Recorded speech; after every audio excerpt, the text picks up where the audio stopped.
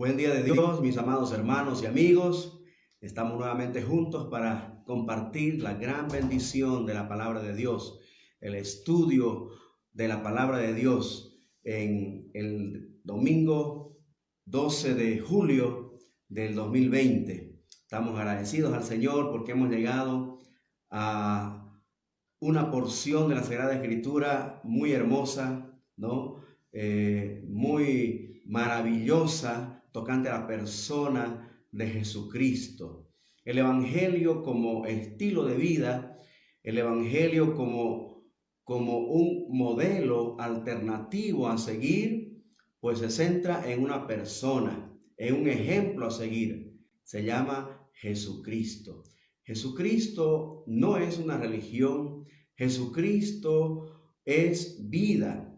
Y el cristianismo tiene que ver con una relación muy íntima y personal con Jesucristo. Hoy veremos uno de los pasajes más grandes y llenos de él. Un pasaje de la Escritura espectacular sobre la persona y obra de Jesucristo. Es un hermoso himno que la iglesia primitiva en el primer siglo lo cantaba.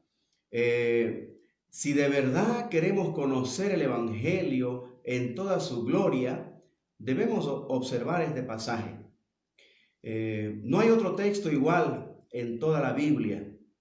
Es más, este es el texto que yo lo consideraría el corazón de la Biblia. Es el centro de esta epístola de Filipenses, pero también es el corazón de la Biblia. Filipenses capítulo 2, versículos 5 al 11. Aquí tenemos la declaración más importante del milagro más importante, la encarnación, de la doctrina más importante de la Biblia también, que es la salvación. ¿Sí? Pero de cómo aparece este pasaje tan importante y central en esta epístola. Vamos a considerar un poquito el contexto. Sucede que Filipenses es una epístola muy emotiva, ¿no? Es muy tierna, que la escribe el apóstol Pablo, mostrando su amor para los filipenses, su gratitud sobre todo, porque Filipo fue la única iglesia que apoyó su ministerio, mandándole ofrenda de amor para sustentar el ministerio del apóstol Pablo. Pero Pablo estaba en la cárcel, ¿no? En esta ocasión, y está preocupado porque los filipenses están sufriendo persecución, ¿sí? Pero también están sufriendo la amenaza de las falsas doctrinas, con peligro de falsas enseñanzas.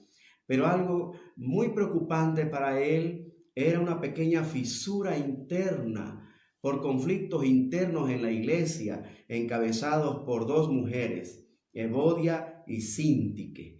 En este contexto, Pablo les escribe a los filipenses para mostrarles cómo vivir el evangelio de la gracia de Dios. Y él empieza en el capítulo 1 hablando de su testimonio cristiano, ¿no? ¿Cuál era el concepto que él tenía de la vida cristiana? Entonces, capítulo 1, verso 12 al 26, les comparte qué concepto él tiene de la vida cristiana, quién es Jesucristo para él, qué significa para su estilo de vida. Luego les muestra que el evangelio de la gracia de Dios se lo tiene que vivir de manera digna, versículo 27, Filipenses 1:27, ¿sí? Hay que vivir el evangelio de forma digna, también hay que vivirla con firmeza, con unanimidad y con valor. Para entrar al capítulo 2, que estuvimos mirando el domingo pasado, versículos 1 al 4, que también el evangelio de la gracia de Dios se lo vive en armonía. Y la clave para las buenas relaciones en la comunidad cristiana es la humildad, es el renunciar a nuestro egocentrismo, ¿sí? A nuestro orgullo, ¿no? y tiene que ver con renunciar a mis intereses y velar también por los intereses de los demás, no creerme más que los demás. Y entonces aquí en este contexto llega el apóstol Pablo a tocar este texto que es uno de los más hermosos de la palabra del Señor, de las Sagradas Escrituras. Es un pasaje muy espectacular que presenta a Jesucristo, quién es Él y qué ha hecho en beneficio nuestro. ¿Sí? Abramos nuestras Biblias entonces ahí a Filipenses capítulo 2, versículos 5 al 11. La palabra del Señor dice así en este hermoso texto: haya pues en vosotros este sentir que hubo también en Cristo Jesús, el cual siendo en forma de Dios, no estimó el ser igual a Dios como cosa a que aferrarse, sino que se despojó a sí mismo, tomando forma de siervo, hecho semejante a los hombres, y estando en la condición de hombre, se humilló a sí mismo, haciéndose obediente hasta la muerte y muerte de cruz. Por lo cual Dios también le exaltó hasta lo sumo, y le dio un nombre que es sobre todo nombre, para que en el nombre de Jesús se doble toda rodilla de los que están en los cielos y en la tierra y debajo de la tierra, y toda lengua confiese que Jesucristo es el Señor, para la gloria de Dios Padre. Un pasaje muy hermoso, como decía, no muy sublime, de quién es Jesucristo y qué ha hecho a favor nuestro. Entonces, vamos a mirar aquí que el apóstol Pablo nos presenta el ejemplo a seguir, ¿sí? El singular ejemplo de Jesús, desafiándonos a imitar su ejemplo de humildad y servicio para vivir en armonía en la comunidad cristiana. Vamos a mirar en primer lugar entonces la talla, ¿sí? La medida de ese ejemplo, de ese desafío que nos hace Pablo. Dice el versículo 5, haya pues en vosotros este sentir que hubo también en Cristo Jesús. El sentir de Cristo Jesús es la talla, ¿sí? Es la medida a la cual somos llamados nosotros a seguir, a imitar, ¿no? Este texto señala el supremo ejemplo de humildad y servicio del Señor Jesús. El modelo para sanar toda desavenencia en el cuerpo de Cristo, toda enemistad, todo conflicto, toda división en la iglesia, ¿no? El sentir de Cristo tiene que ver con su actitud, tiene que ver con su amor práctico, ¿no? Como hombre de Dios. En otras palabras, Pablo dice aquí la talla, ¿no? La medida de nuestro estilo de vida, que tengamos la misma actitud que tuvo Cristo. Y claro, en su testimonio, recuerden en Filipenses capítulo 1, el apóstol Pablo tenía siempre a Cristo delante de sus ojos como su modelo. Él decía, para mí el vivir es Cristo, ¿no? Entonces tenía presente a Cristo siempre en su objetivo. Esto quiere decir que debemos nosotros pensar, hablar y actuar como Jesucristo, nuestro Señor. ¿Sí? Entonces esa es la talla, ese es el desafío, esa es la medida a la que nos llama el apóstol Pablo para vivir en armonía, en unidad, en buenas relaciones en la comunidad cristiana. En segundo lugar, miramos el versículo 6, siguiendo el ejemplo de Jesús, la renuncia. El versículo 6 dice, el cual, hablando del Señor Jesús, que nos pide la talla, la medida, siendo en forma de Dios, no estimó el ser igual a Dios como cosa a que aferrarse. Entonces aquí encontramos la renuncia, ¿sí? La negación del Señor Jesús de usar sus privilegios divinos, de la renuncia a su posición, a sus privilegios que él gozaba en el cielo. ¿sí? Una alta posición como Dios, el Dios de la gloria, ¿no? Renunció a su gloria, a su majestad, a su autoridad, a su esplendor, a limitar sus atributos divinos, ¿sí? A no aferrarse a ellos para no usarlo en ventaja y cumplir la misión que él vino a cumplir en esta venida a la tierra, ¿sí? Inclusive él gozaba de todos esos privilegios, pero no quiso usarlo aferrándose a ellos como una ventaja para cumplir su misión.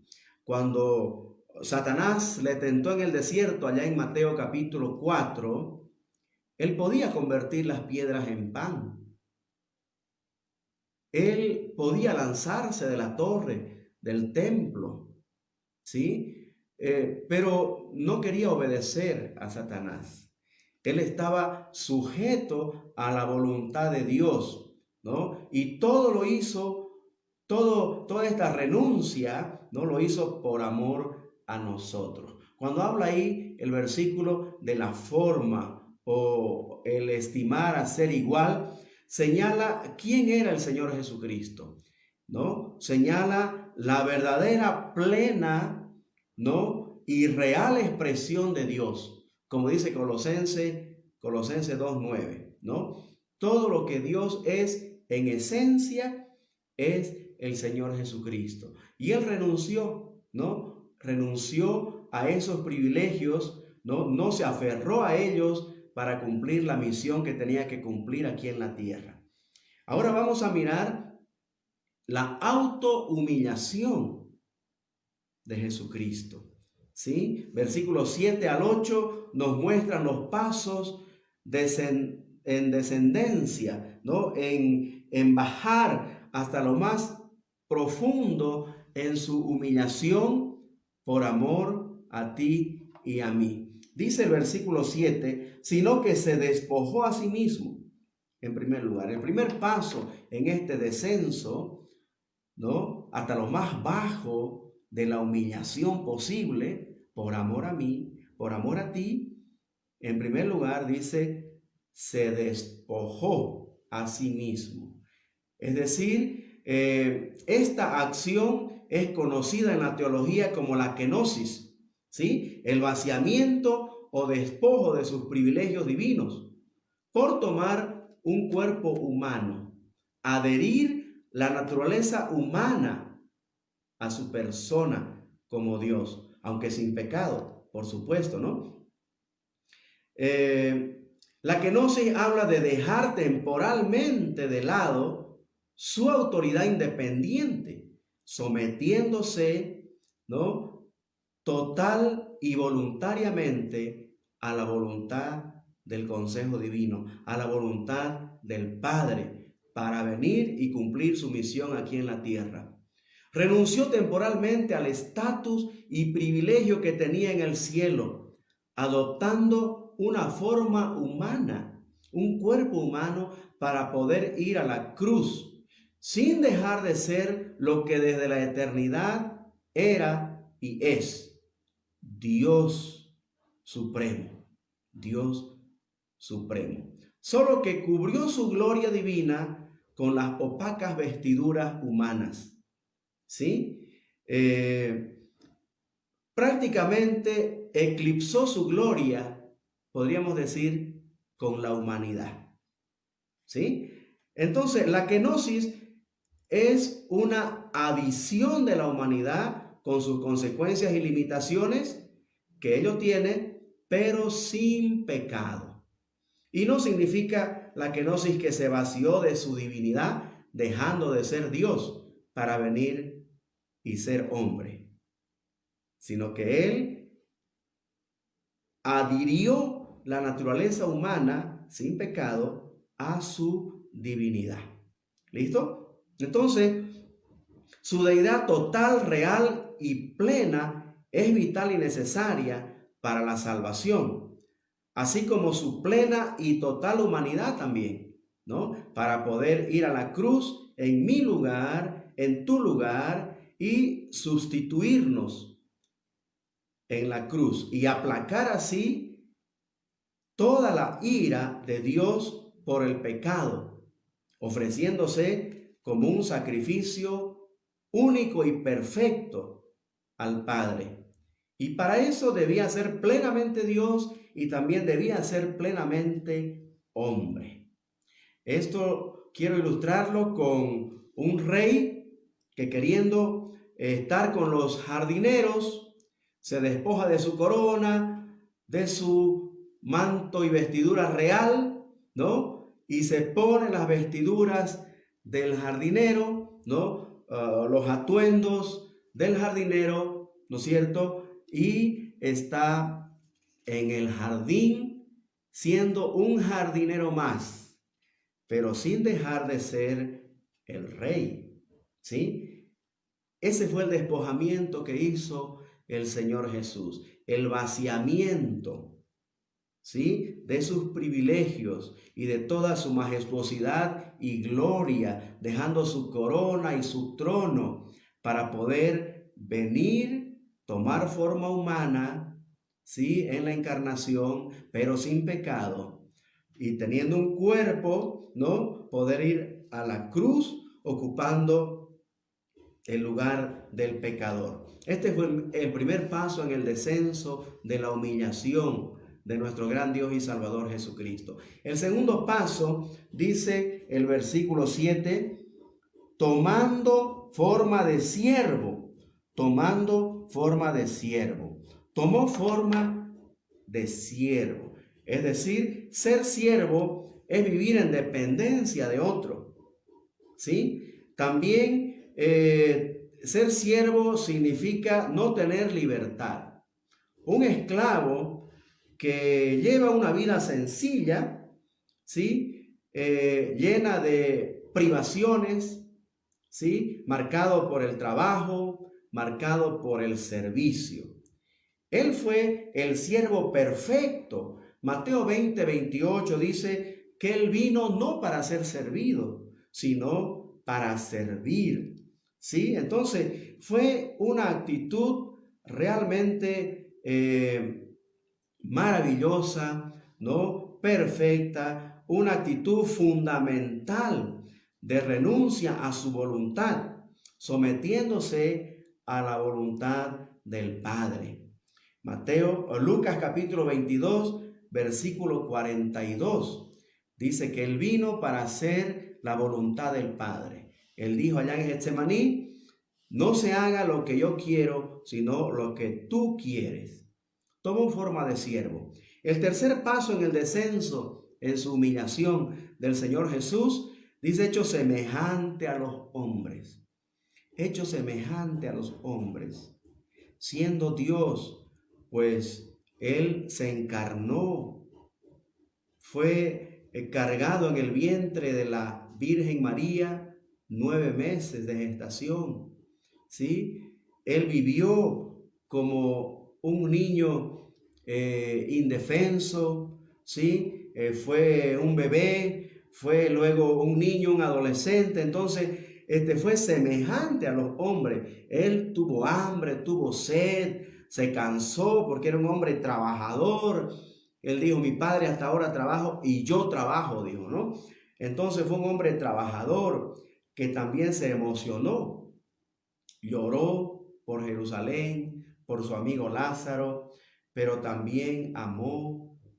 En fin, la Biblia dice que fue semejante a los hombres en todo, aún tentado en todo, dice Hebreos capítulo 4, versículo 15. Fue tentado en todo según nuestra semejanza, pero sin pecado. Eso era una humillación para el Dios del universo, ¿no? En cuarto lugar, el cuarto paso en su descenso de su humillación de nuestro gran Dios y Salvador Jesucristo, dice que se humilló a sí mismo. Versículo 8. Y estando en la condición de hombre, se humilló a sí mismo, ¿no? Se humilló a sí mismo voluntariamente, ¿no? Dejando de lado todo lugar preferencial. Se humilló a sí mismo. Estuvo él con los débiles, estuvo asociado con los pecadores y publicanos. Él estuvo asociado con prostitutas, con enfermos, endemoniados, gente marginada, pobres, olvidados, leprosos, ciegos, en fin. Él renunció a su lugar preferencial de privilegio, ¿no? Se humilló a sí mismo, compartiendo y viviendo las necesidades de la humanidad. Pero también dice el versículo 8 que en su descenso de humillación, él, haciéndose obediente, dice, hasta la muerte. Él fue obediente, estuvo listo aún a ser obediente hasta la muerte. No necesitaba hacerlo, pero él era la obediencia en persona. El Padre dijo de él: este es mi Hijo amado en quien tengo complacencia. Porque Jesucristo dijo: yo hago siempre lo que a Él le agrada.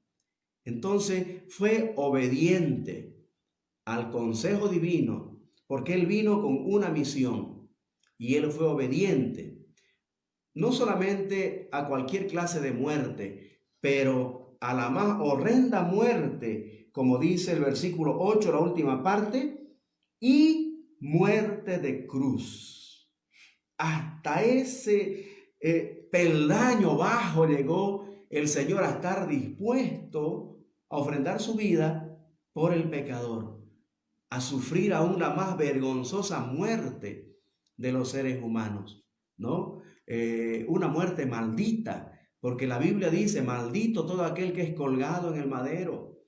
Los romanos consideraban una muerte atroz que no era permitida para los romanos. Los romanos no podían ser crucificados. La cruz era para los demás, viles malhechores, y el Señor estuvo listo a ser obediente, aún a someterse a este tipo de muerte por amor a ti y a mí, porque esa era su misión.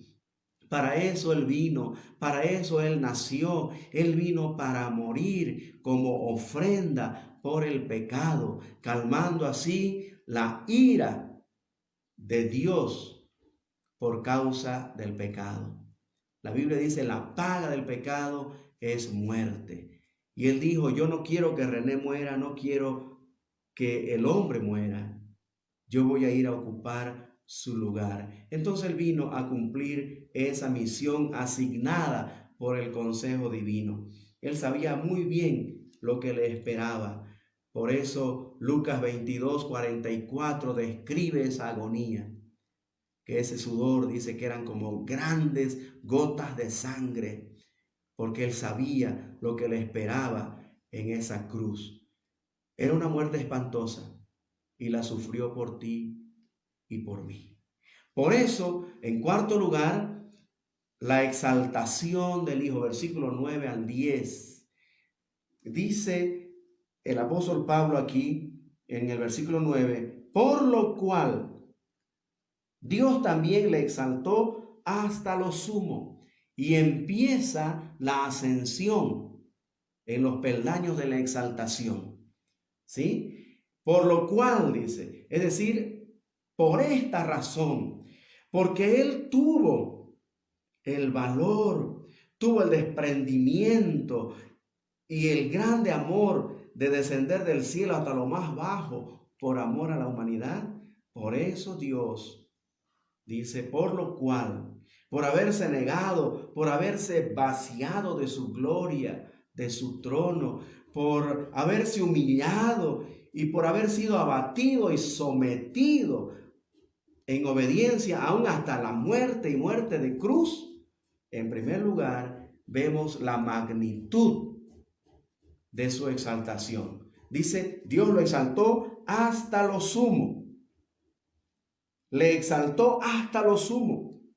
Aquí Pablo se adelanta un poquito hablando de la exaltación completa de nuestro gran Dios y Salvador Jesucristo. Dice: hasta lo sumo.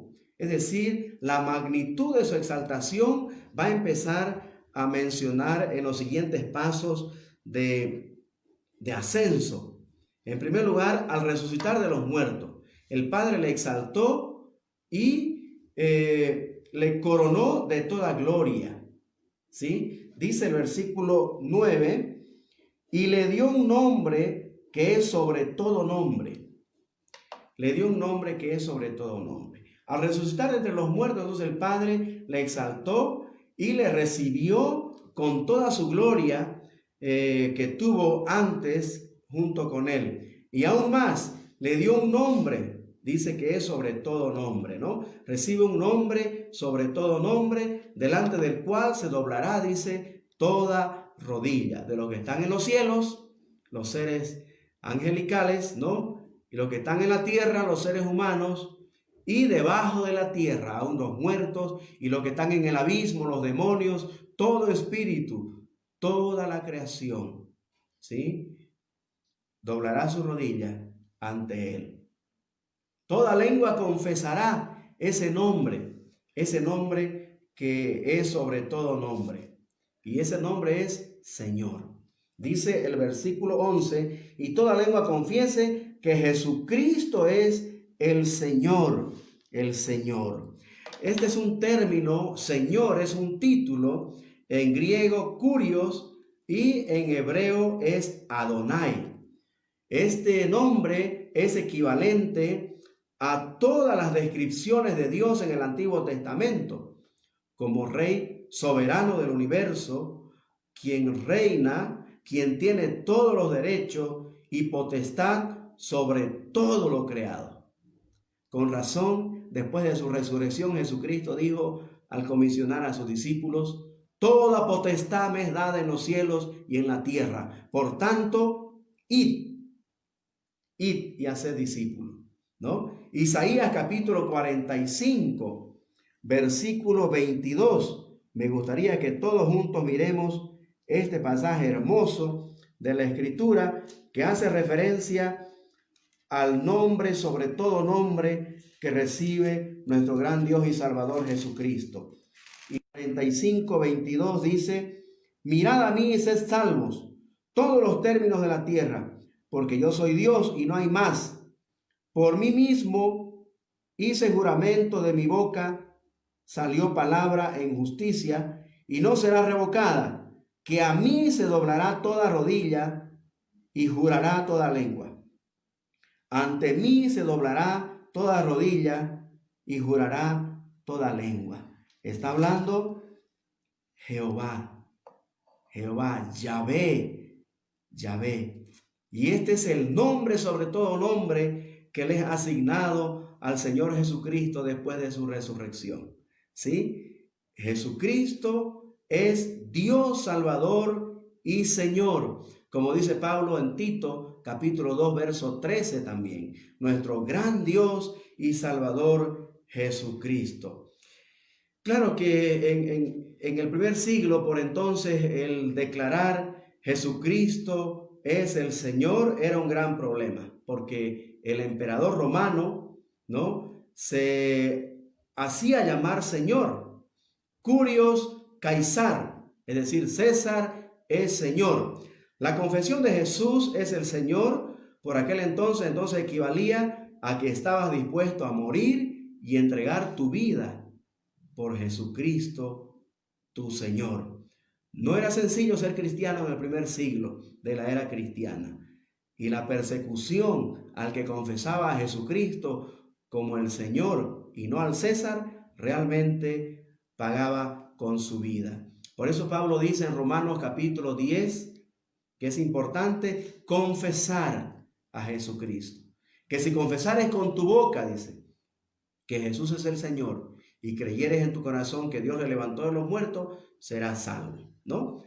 A Jesucristo se le ha dado ese nombre excelso, Señor, con el cual se le ha otorgado el poder y la autoridad y todo el señorío para que todo el universo, ¿sí?, toda la humanidad y todo ser creado le adore como el Señor, doblando su rodilla ante Él.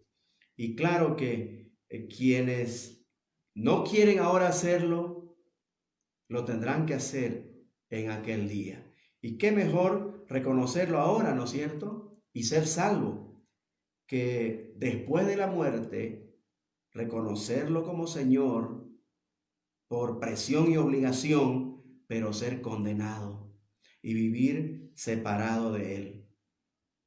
El propósito de todo esto, dice el versículo 11, la última parte, para la gloria de Dios Padre. El propósito final de toda esta misión del Señor Jesucristo, la obra redentora del ser humano, es dar la gloria a Dios. Romanos 11:36, el apóstol Pablo dice, porque de Él y por Él y para Él son todas las cosas. A Él sea la gloria por los siglos de los siglos. Amén. Aunque hemos visto quién es Jesucristo y lo que ha hecho a nuestro favor en este hermoso pasaje para la honra y la gloria del Padre, la intención de Pablo en realidad no era dar clases de teología, sino darnos un ejemplo, ¿no? Que nuestra actitud, que el modelo de humildad y servicio a los demás sea como el del Señor Jesús. Por eso él dice al principio, haya pues este sentir que hubo en Cristo Jesús. Que su ejemplo sea mi mayor motivación de humildad y servicio, que me ayude y me anime a vivir como Él vivió. Eso es vivir el Evangelio de la gracia de Dios. Como dijo Pablo en Gálatas 2:20, con Cristo estoy juntamente crucificado y ya no vivo yo, Cristo vive a través de mí. Ese es el gran desafío de la vida cristiana, imitar el ejemplo de Jesús, seguir el ejemplo de Jesús, viviendo el Evangelio de la gracia de Dios. Teniendo esa actitud de humildad y servicio, mantendremos una linda armonía y unas relaciones saludables los unos con los otros, dando testimonio del Evangelio de la gracia de Dios. Que el Señor nos ayude a vivir de tal modo. Nos vemos el próximo domingo, si Dios lo permite.